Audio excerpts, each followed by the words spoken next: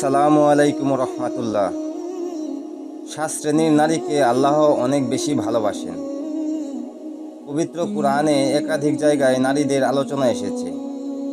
আল্লাহ তার প্রিয় বান্দীদের ভালোবেসে আল কুরআনে তাদের গুণ সম্পর্কে প্রশংসা করেছেন। আল্লাহ ভালোবাসেন এমন 7টি গুণ এই ভিডিওতে তুলে ধরা হলো।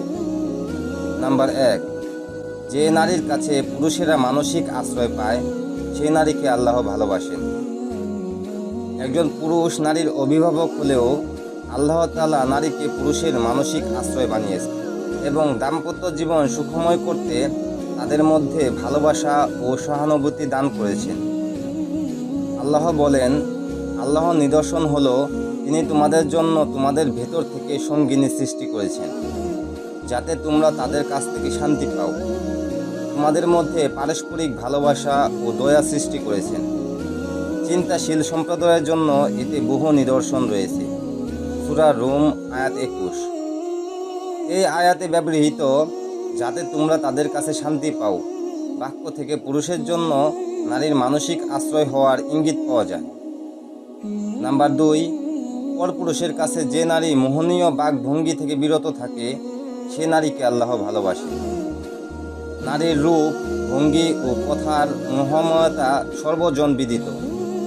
রূপের মতো কথার মায়াজালেও সে আটকাতে পারে পুরুষকে। দুর্বল চরিত্রের পুরুষ সহজেই মোহগ্রস্ত হয় তার কথায়। পবিত্র কুরআনে নারীর কথার জাদুময়তার প্রতি ইঙ্গিত রয়েছে। ইরশাদ হয়েছে, যদি তোমরা আল্লাহকে ভয় করো তবে তোমরা পরপুরুষের সঙ্গে কোমল কণ্ঠে এমনভাবে কথা বলো না যাতে যার অন্তরে ব্যাধি আছে সে প্রলুব্ধ হয়। সূরা আহজাব আয়াত 32। কুরআনের ব্যাখ্যাকারগণ এই আয়াতের উদ্ধৃতি করে বলেন, কথার এই কোমলতা ও মোহনীয় বাকভঙ্গি নারীর বিশেষ গুণ, যা তার স্বামী ও আপনজনের জন্য যেমন প্রশংসনীয় তেমনি দুর্বল ঈমানের পুরুষ যার প্রলুব্ধ হওয়ার ভয় আছে তার সামনে এটা প্রকাশ করা নিন্দনীয়। নাম্বার 3, যে নারী স্বামীর আনুগত্য ও আত্মত্যাগ করে সে নারীকে আল্লাহ ভালোবাসেন। ইসলামী পারিবারিক ব্যবস্থায় স্বামী পরিবার প্রধান। পরিবারের ভালো মন্দ প্রধানত তার উপর বর্তায়। তাই ইসলামিক পারিবারিক শৃঙ্খলা রক্ষার্থে স্ত্রীকে ইসলামী শরীয়ত অনুমোদিত বিষয়ে স্বামীর আনুগত্য করতে এবং সুখে দুঃখে তার পাশে থেকে সাহস যোগাতে বলেছে। কুরআনে আল্লাহ ভালোবেসে আইয়ুব আলাইহিসসালামের স্ত্রীর প্রশংসা করেছেন। তিনি চরম অসুস্থতা ও দারিদ্রতার মধ্যেও স্বামীর পাশে ছিলেন এবং অসামান্য ত্যাগ স্বীকার করেছিলেন। নাম্বার 4, যে নারীর চরিত্র ভালো সে নারীকে আল্লাহ ভালোবাসেন। অশ্লীলতা, অনৈতিকতা ও অমার্জিত আচার আচরণ থেকে বেঁচে থাকেন এমন নারীকে আল্লাহ ভালোবাসেন। নারী চারিত্রিক পবিত্রতা রক্ষায় আল্লাহ তাদের সংযত চলাফেরা, দৃষ্টি অবনত রাখা ও লজ্জাস্থানের হেফাজতের নির্দেশ দিয়েছেন।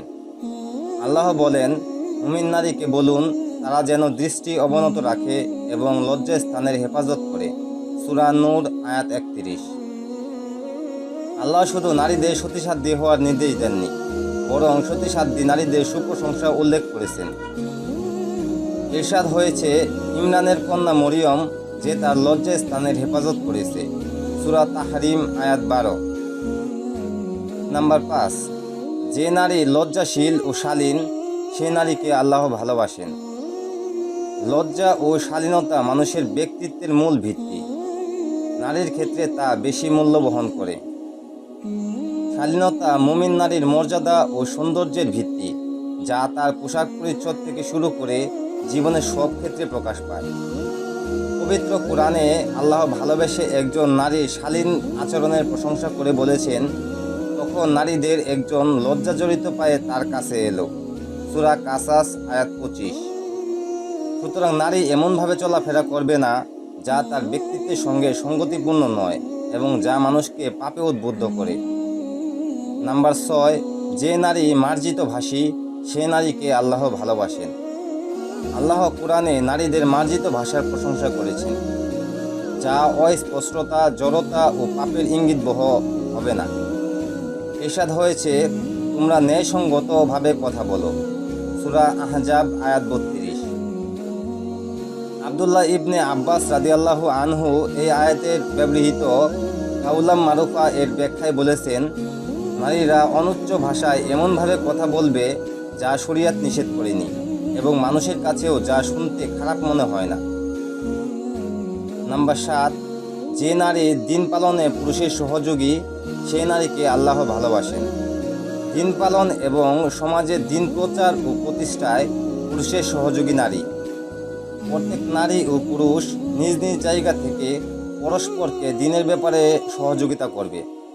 আল্লাহ তাআলা বলেন, মুমিন পুরুষ ও নারী পরস্পরের বন্ধু। তারা অসৎ কাজে আদেশ করবে, অসৎ কাজে নিষেধ করবে। তারা নামাজ কায়েম করবে, জাকাত প্রদান করে এবং আল্লাহ ও তার রাসূলের আনুগত্য করে। আল্লাহ তাদের প্রতি অনুগ্রহ করবেন। নিশ্চয় আল্লাহ পরাক্রমশালী ও প্রজ্ঞাময়। সূরা তাওবা আয়াত ৭১। আল্লাহ তাআলা তার বান্দীদের ভিডিওতে আলোচিত 7টি গুণে গুণান্বিত হওয়ার তৌফিক দান করুন। আমিন। আমাদের ভিডিওগুলো ভালো লাগলে অবশ্যই লাইক, কমেন্ট, শেয়ার এবং সাবস্ক্রাইব করে আমাদের সাথেই থাকবেন।